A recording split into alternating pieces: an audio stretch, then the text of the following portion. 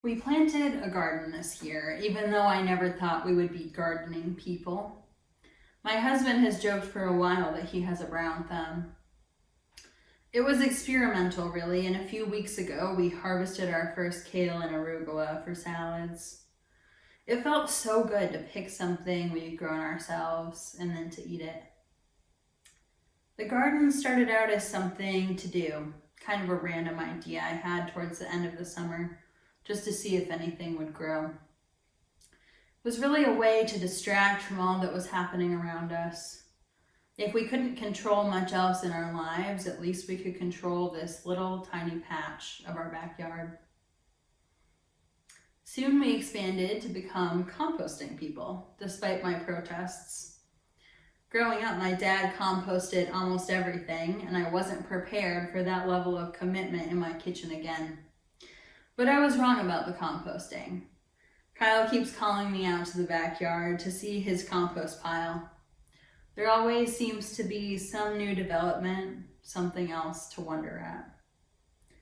We're already planning what we can do with our garden in the spring. And of course, this same wonderment has expanded to all lawn care processes as well. He has often quoted the rather crude Hank Hillism to me. Why would anybody do drugs when you can mow the lawn? But in all seriousness, new life is taking root and old life breaking down in the same little postage stamp yard. A cycle at work before our eyes, we trust in that which is forever unfolding. And in the words of Mary Oliver, what else can we do when the mysteries present themselves? One of my first days working with Sam, he asked me to choose a theme for our November worship services to use while he was away. As I thought about that time of year, I remembered the days getting darker, the beginning of the end of the year, and the move toward the holiday season that can be complicated for many, most especially so this year. My intuitive self felt the mystery of it all. Much has changed since that conversation. I didn't preach last month because not too long after Sam's diagnosis, I also found out that my husband and I had COVID. I'm rested and well now, thanks to church staff and guest preachers, but I will absolutely admit it was scary. For anyone going through it now, you're not alone. I am holding you in my heart. The election has also taken place amidst major anxiety, and now we wait to see what the next few months will hold. We know now that our country is more divided than many of us had thought. Though the path ahead is uncertain, we are prepared to keep organizing and working for change, no matter what. For such is our promise to one another. This week we return again to the mystery of the shortening days, of the beginning of the end of the year, in which time has become almost meaningless. This year that has broken all of our hearts in different ways. And we might wonder, or at least I do, where do we go from here? I've always felt that the time between Halloween and New Year's Eve is the most transformative time of the year. The shortening of the days means more time spent in the dark, cuddled with a blanket and a good book and a candle. It means fires in the backyard and lots of warm foods. Cultures throughout the world believe that this time is when the veil between the human world and the spirit world is thinnest. And during this time, we remember those we have lost from this life. We carry them with us in the beating of our hearts and in the memories we turn over and over in our minds like photographs in our hands. Especially as we get closer to Thanksgiving and later Hanukkah and Christmas, the loss of loved ones feels more and more real, whether the loss is fresh or not so fresh. And of course, there is the added strain created by COVID. We cannot all be with those we love during these times, even as our hearts long to be together. Please know that you are not alone in struggling. We're all experiencing this in some way. We miss our families, even those we usually don't get along with. There are layers to the ever-present grief we are holding. I was talking with Bert and Carly the other day during our weekly reflection meeting. He shared with me that in his time providing premarital counseling, he used to advise couples that they need not know or understand everything about their partner. Instead, they need only bow before the mystery that is the other. His words brought a smile to my lips because they're evergreen with sparks of truth for romantic relationships, family, friendships, and others we hold close to our hearts.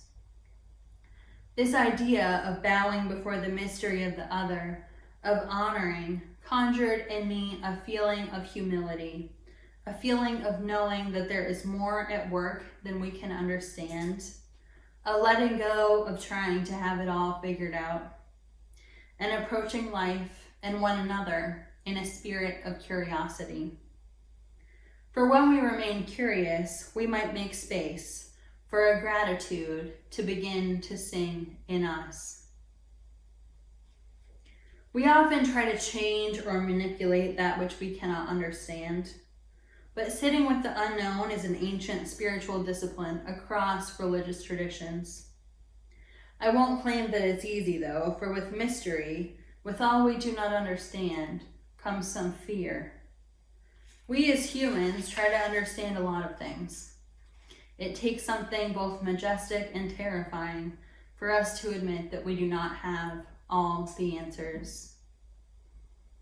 Hear these words from poet Padraig Otuama that speak to that. Some days it feels as though I stand on a thin plank of plywood over a vast abyss, bracing myself for it to give way. What happens when we fall into mystery? Do we float away forever, unmoored? Or are we cradled in soft dark and swirling stars? This is the core dilemma of my spirit. Is all we do not know nothingness or everythingness? Is mystery empty or full, terrible or beautiful? Terrible or beautiful? Of course, the mystery of this life can be both terrible and beautiful at once. We do not understand much of the suffering that happens on this earth, and we understand even less the suffering that we cause one another. But often, in our worst times, there are little windows, however tiny, through which we can see the beauty. For what else can we do when the mysteries present themselves? The natural world is my first language for the divine, one I think we can all enter into, and its images and textures provide springboards for the mind to wander. The grip of a tide, the sharp edge of a cliff. With these majesties of creation, there is awe mixed with fear. Mary Oliver reminds us that naming is a way of bowing before the mystery, both of the other and of the divine. We name that which calls us to awe. Both Oliver and Levertov's poetry challenges us, the reader. They call us to curiosity, to wonder at the mystery of our own lives and of the divine by whatever name we know it. I discovered Levertov's poetry while in divinity school, and last spring, while leading virtual worship services without my usual library, I loved opening my familiar worn hymnal to her poems, knowing that they would tug just right at my heart. I was held in her voice that speaks across time, like the night holding us in its arms. And I wonder if this is also the way we are held by the mystery that is this life. As I was writing this week, a memory kept popping up again and again of my mother that I want to share with you. It is Sunday morning, around 6:30, and I can hear my mom coming up the stairs. I've just opened my eyes, awakened by the sound of her movements, and I can tell by the way she is tiptoeing up the stairs, trying to be quiet, that she and I are the only ones awake in the house. I'm sure she's been up for a while and is coming from what we always called the library, her home office where she writes. I know she's been working on her sermon. Friday is writing day, and Saturday night is writing time if something has come up, if meetings and appointments have run on too long. But I know that no matter what, on Sunday morning, I will always find my mom out in the library, going over her words for worship one last time. I try to go back to sleep, but I can't. Like her, I am an early riser by nature. After a while, I hear the whoosh of her blow dryer and smell the slightly burnt scent of hot rollers heating up. My mother is softly singing one of her favorite songs. I believe in love and live my life accordingly. Think I'll just let the mystery be. These words are those of Iris DeMent, my mom's favorite singer, whom she refers to simply as Iris, a woman from the Arkansas Delta whose wailing voice carries with it both the pain and the beauty of her roots. This is spiritual time for my mother.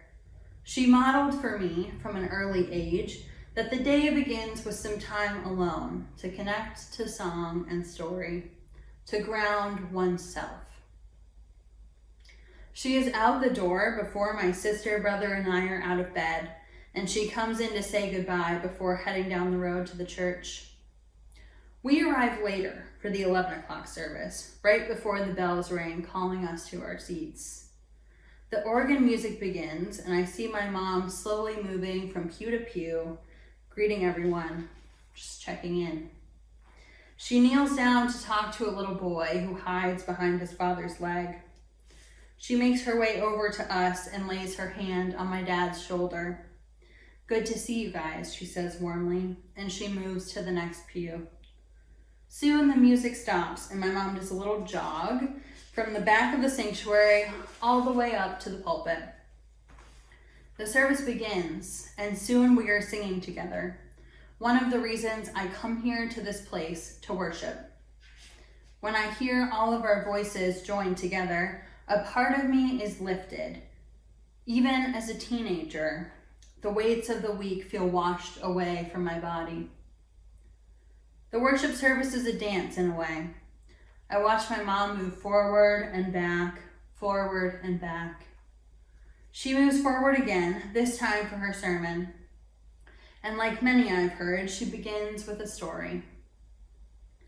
I remember it being one about my family, as was typical of her sermons when we were younger.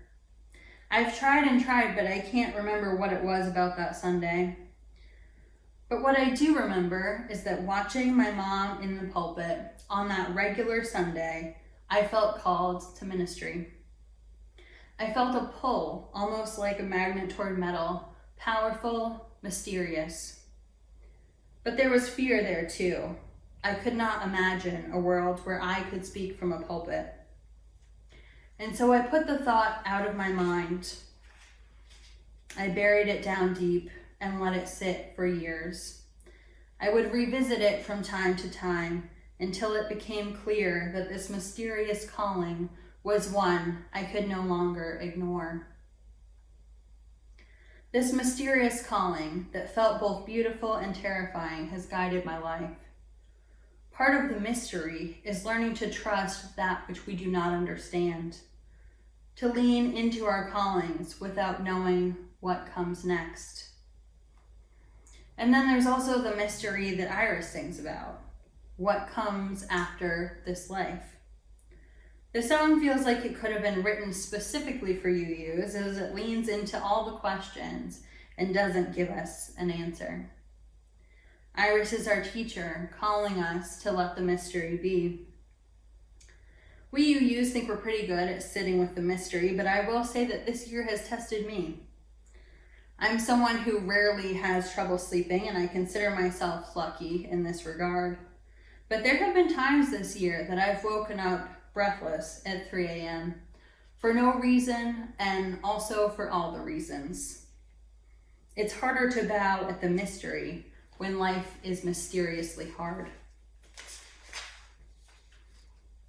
Howard Thurman, at the end of his spiritual autobiography, With Head and Heart, which I really, really recommend to all of you, by the way, shares these words both on mystery and mysticism. The years, the months, the days, and the hours have flown by my open window.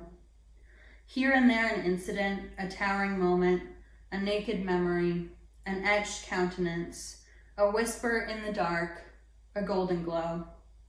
These and much, much more are the woven fabric of the time I have lived. No one shares the secret of a life. No one enters into the heart of the mystery. So, with all that said, we are garden people now. And in the spring, when the world will surely look different than it does right now, we will till the soil, spread the compost, and plant the seeds. We will make careful rows, holes in the dirt with our fingers for the seeds to live in. We will trust in the mystery that blooms from somewhere down deep, one bud at a time. For what else can we do when the mysteries present themselves? Amen.